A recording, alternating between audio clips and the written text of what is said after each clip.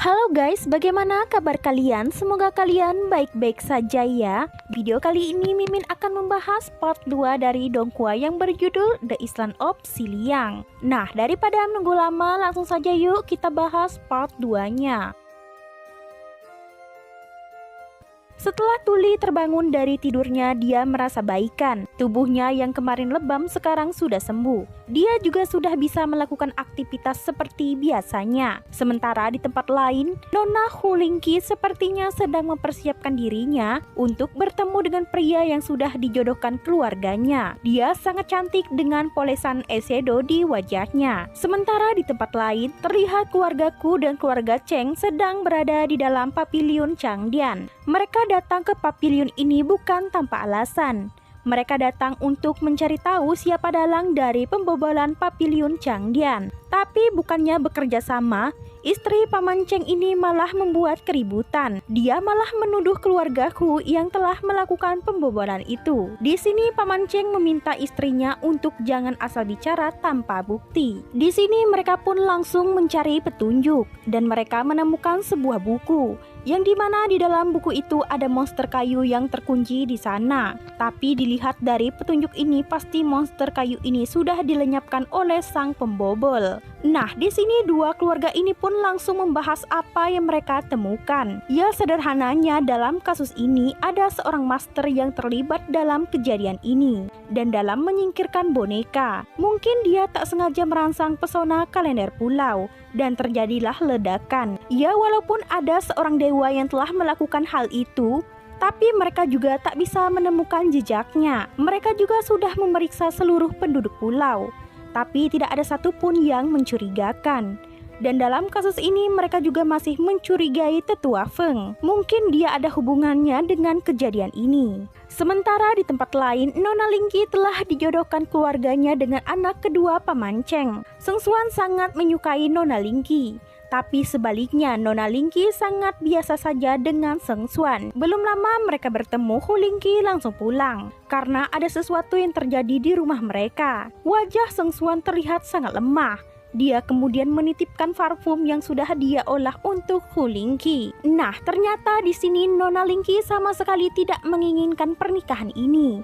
Dia menganggap kalau Seng Xuan juga pasti mengalami nasib yang sama. Mereka dipaksa untuk melakukan perjodohan ini. Tapi Lingki tidak tahu saja kalau Seng sangat menyukainya. Di tempat lain, Seng Xuan masih sibuk dengan penyelidikan kasusnya. Dia menyelidiki setiap pola yang dia temukan di kamar Tuli. Dia pikir mungkin dulu ayahnya tidak bekerja sendirian. Mungkin ada orang yang membimbing ayahnya dan yang memberikan informasi juga. Tapi dia masih penasaran apakah mereka ini orang yang sama atau berbeda. Tapi dia juga harus mencari tahu tentang rasi bintang yang ada di buku catatan ayahnya. Tapi di sini Seng Xuan juga baru sadar kalau Tuli belum pulang sama sekali. Seharusnya dia sudah pulang sejak tadi.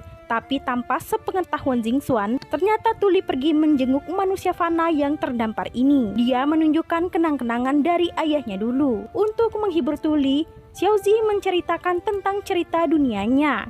Walaupun Tuli tak mengerti, tetapi dia senang mendengar cerita itu. Di tempat lain, Feng Mian datang menemui Seng Xuan. Feng Mian membahas tentang pavilion yang sempat dibobol oleh Seng Xuan. Tapi di sini Seng Xuan juga ingin menceritakan sesuatu kepada Feng Mian. Kalau dia ingin sekali mendapatkan keadilan untuk ayah dan ibunya. Dia yakin kalau ibu dan ayahnya ini dijebak oleh seseorang. Tapi Feng Mian tidak menanggapi perkataan Seng Xuan dengan serius. Di tempat ini, mendapatkan keadilan untuk orang yang sudah mati tidak ada gunanya. Tapi Seng Xuan tak peduli. Saat penembusan tahun depan, dia ingin orang-orang yang terlibat di dalam kematian orang tuanya mendapatkan konsekuensi yang setimpal. Mendengar perkataan Seng Xuan ini membuat Feng Mian sedikit mengamuk. Menurutnya, Seng Xuan ini tidak tahu diuntung. Tapi Seng Xuan juga akan menghentikan langkahnya. Semua orang di pulau mengatakan kalau orang tuanya telah membunuh banyak dewa. Tapi mereka sama sekali tidak peduli kalau banyak poin-poin yang mencurigakan di dalam kematian ayah dan ibunya. Itu sebabnya lah dia tak bisa menerima kematian ayah dan ibunya tanpa alasan yang jelas. Di sini Seng Xuan juga mengancam Peng Mian. Dia tahu kalau para tetua mencurigai Peng Mian. Dia juga menyerahkan dirinya, mungkin Feng Mian tidak akan dicurigai lagi. Ya, kalau si Jingquan menyerahkan dirinya, otomatis peluang Feng Mian untuk keluar dari pulau ini semakin kecil. Tapi jika Feng Mian tidak menghalangi penyelidikannya, maka Jingquan tak akan menyerahkan dirinya. Sementara di tempat lain, si Xiaozi malah ditendang oleh Tuli. Gegara Xiaozi menatap dada Tuli. Ya, Tuli ngamuk dong. Tapi rupanya si Tuli ini salah paham. Xiaozi sebenarnya cuma ingin melihat pola baju yang digunakan oleh Tuli. Karena pola baju itu mirip sekali dengan pola baju Paman Bin. Dan mungkin juga mereka ini dari negara yang sama. Nah, setelah kesalahpahaman ini selesai, Tuli meminta Xiaozi untuk menceritakan tentang kampung halaman mereka. Xiaozi pun secara perlahan menceritakan tentang kampung halaman mereka begitu indah. Dan cerita itu benar-benar membuat Tuli ingin kembali ke kampung halamannya. Tapi saat ini mereka juga tak bisa kembali karena kapal mereka rusak. Di saat Tuli menemui manusia fana, dia juga tak lupa meninggalkan sepucuk surat untuk kakek Heng. Mungkin dia akan pulang terlambat malam ini. Dan di sini Jingquan teringat dengan masa kecilnya dulu. Dia dan Tuli ternyata sudah hidup bersama begitu lama. Tapi sayangnya Tuli tidak mengetahui hal ini. Jingquan sering sendiri di dalam kesedihannya. Dia tak bisa bergerak bebas seperti dewa lainnya. Dia hanya bertemu dengan Tuli di saat dia menjadi tetua Heng. Nah, di sini Tuli membawa Xiaozi ke tempat di mana dia merakit sebuah kapal.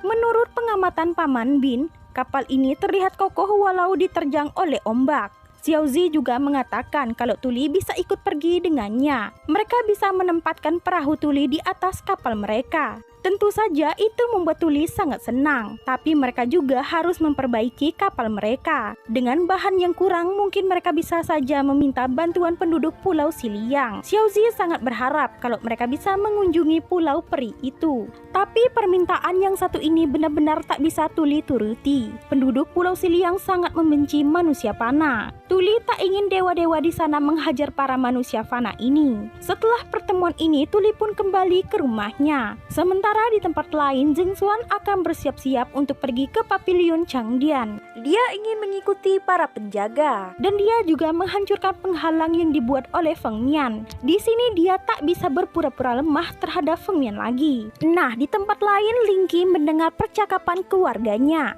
Di sana mereka masih membahas apa yang terjadi di Pavilion Changdian. Dan tindakan keluarga Cheng juga semakin mencurigakan. Lalu orang tua Lingqi bertanya bagaimana pernikahan putrinya dengan keluarga Cheng. Neneknya menjawab kalau itu tetap akan dilaksanakan. Dia ingin keluargaku menjadi bangsawan immortal.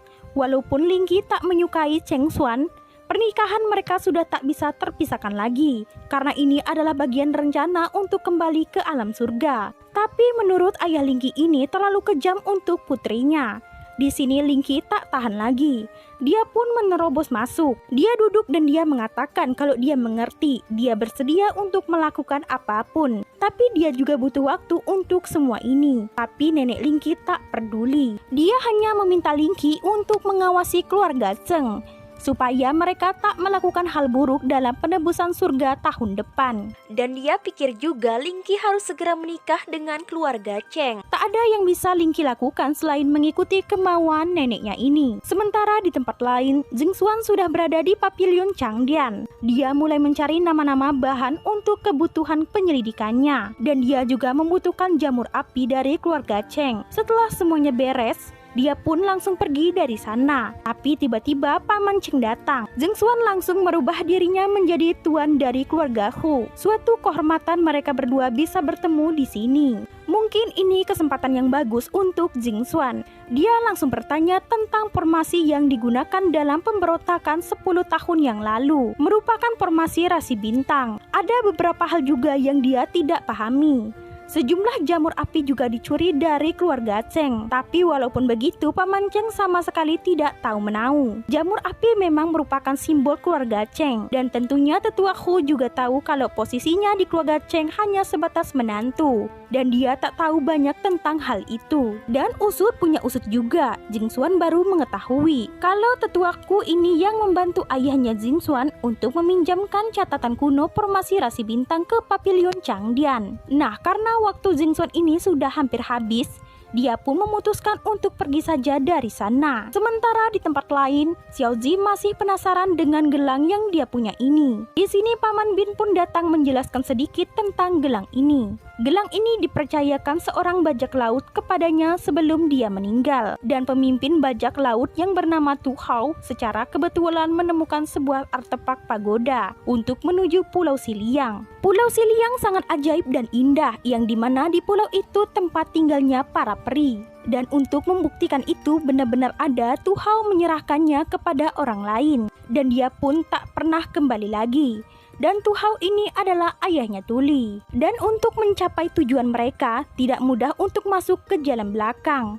Dan Tuli juga sudah bertahun-tahun tinggal di pulau ini. Jika mereka bisa membuat Tuli berpihak kepada mereka, maka mereka bisa menyelesaikan misi yang diberikan oleh raja mereka. Dan mungkin besok mereka sudah harus pergi ke Pulau Siliang. Nah, di sini Jing Quan sudah mulai menemukan sedikit titik terang dari yang dia cari. Ternyata formasi rasi bintang ini ada hubungannya dengan keluargaku. Dan mengenai sumber bahannya masih banyak keraguan. Tapi orang yang memberinya ide pasti sumber dari kejadian ini. Tidak berapa lama Tuli datang sambil mengendap-endap. Dia takut jika kakeknya akan tahu.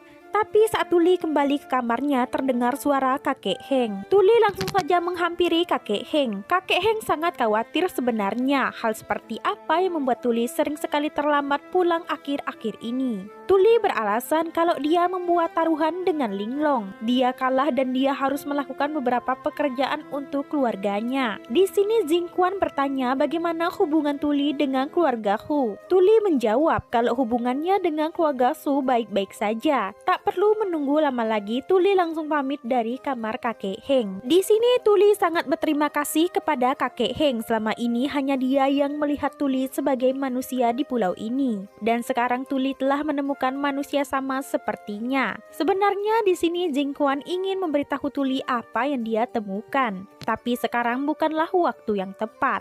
Keesokan harinya Jing Quan melihat Tuli diam-diam pergi lagi keluar. Dan di tempat lain, Jiaoji dan para pelaut lainnya mulai mencari jalan untuk masuk ke Pulau Siliang. Jalan pergi ke sana memang menyeramkan, tapi mereka juga tak bisa putar balik.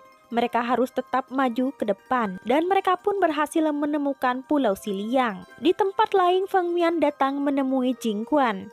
Di sini Feng Mian bertanya apakah Jing Quan pergi menyelidiki kejadian orang tuanya lagi. Jing Quan membantah karena kali ini dia pergi ke pavilion untuk menyelidiki sihir ilusi. Sihir ilusi adalah sihir api, sementara aliran dia adalah sihir air. Jadi jenisnya sangat bertentangan.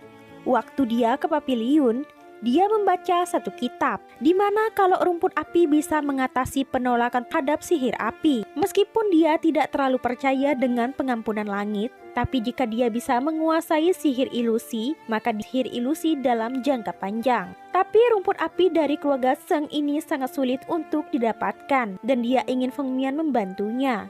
Feng Mian bersedia untuk membantunya. Tapi jika Jing Quan berani membohonginya, maka dia akan membuat Jing Quan menyesal. Sementara di tempat lain, Xiaozi sudah sampai di Pulau Siliang. Paman Bin meninggalkannya dan dia harus menghadapi para dewa ini. Para dewa sangat kaget dengan kedatangan manusia panah ke Pulau Siliang. Xiaozi memberikan hormatnya kepada dewa-dewa ini. Tapi di sini juga dia sangat terpesona dengan Nona Lingqi. Di sini Xiaozi juga langsung ditangkap.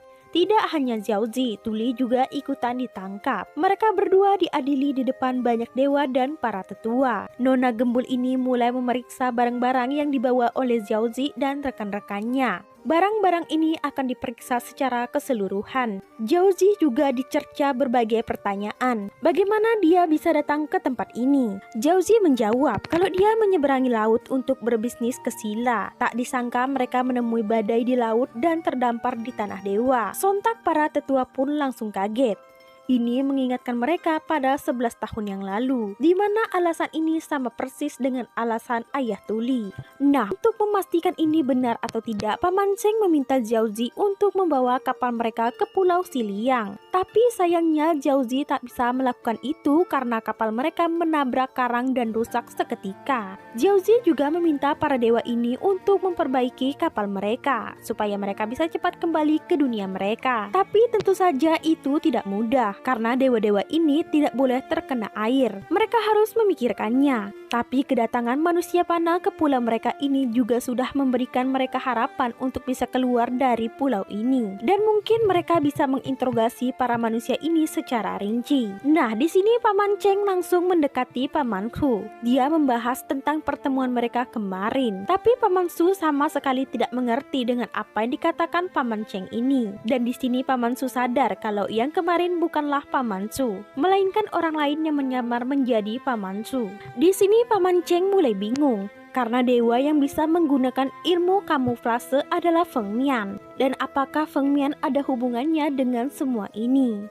Nah, di sini tetua Sheng ingin sekali memberikan hukuman mati kepada manusia panah ini. Tapi di saat itu juga Elder Heng atau Jing Quan muncul di depan para dewa. Sontak saja para dewa dan tetua yang ada di sana sangat terkejut. Orang yang sudah lama tidak pernah mereka lihat akhirnya menampakkan dirinya juga. Di sini dia datang untuk cucu adopsinya. Dia tak ingin para tetua ini menghukum cucunya, karena di sini dia tahu cara mendisiplinkan cucunya ini. Di sini para dewa masih tak menyangka bagaimana bisa Elder Heng turun pegunungan untuk manusia hari ini. Di sini Feng Mian mencoba berkomunikasi dengan Elder Heng. Padahal dia juga tahu kalau itu adalah Jing Quan. Tuli dan Xiao Zi pun langsung dikurung di suatu tempat. Tuli dijemput Elder Heng dan membawanya kembali pulang ke rumah mereka. Sementara Xiao Zi akan menetap sampai dia terbukti tidak bersalah. Di perjalanan Tuli sangat gelisah. Teman manusianya tertangkap, bagaimana bisa dia menyelamatkan teman manusianya ini. Nah, sebenarnya di sini Jing Quan sangat kesal dengan Tuli karena dia terlibat dengan kejadian ini. Tapi dia juga tak tega dan dia memberikan Tuli buah yang dia bawa. Di sini Jing Quan meminta penjelasan kepada Tuli.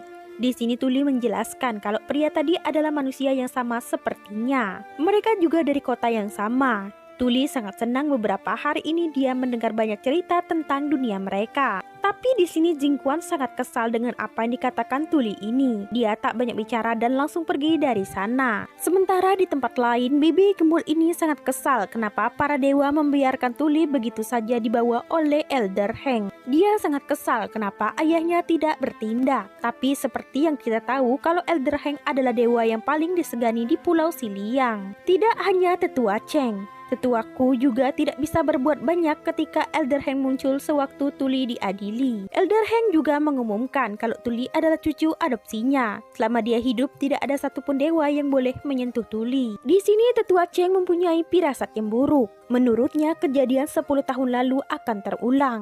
Jika manusia disingkirkan sejak awal, pasti bencana tidak akan datang. Dia juga menyalahkan kejadian 10 tahun lalu karena ayah Tuli yaitu Tu Hao. Tapi Bibi Gembul ini menyanggah, bukankah kejadian 10 tahun lalu disebabkan oleh keluarga Sang? Dan tetua Cheng ini pun jadi bingung, mungkin saja dia salah ingat. Nah, untuk menemukan kejanggalan kedatangan manusia ini, Paman Cheng memberikan solusi. Bagaimana jika mereka memeriksa kapal manusia ini?